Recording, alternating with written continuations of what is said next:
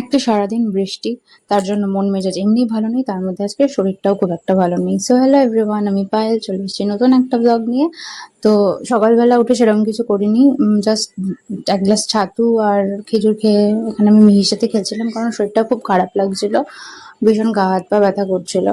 দেন তারপর একটু সুস্থ হতে আমি এখানে রান্নাঘরে চলে এসেছি। স্নান ধান করে অনেক সকালেই হয়ে গিয়েছিল, আর মিহি আমার জামা ভিজিয়ে ফেলেছিল যেহেতু ওকে খাওয়াচ্ছিলাম।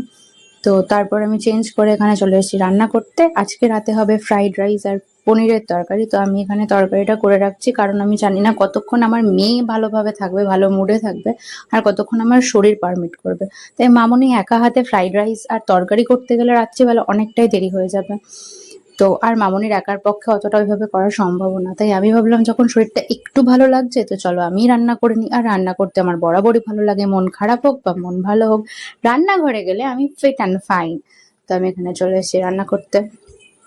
এখানে হচ্ছে পনির, মানে আমি একটা রেসিপি দেখেই রান্না করছিলাম, তারপর নিজের কিছুটা বুদ্ধি লাগিয়ে দিয়েছি। যাকগে।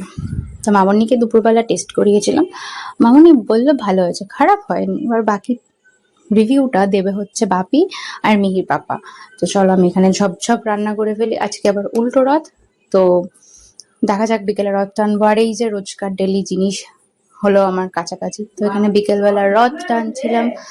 দেন তারপর আমি জামা কাপড় ভাঁজ করতে চলে এসেছি। আর ভিডিওটা কেমন লাগলো অবশ্যই জানিও, ভালো লাগলে একটা লাইক কমেন্ট আর ফলো করে পাশে থেকো।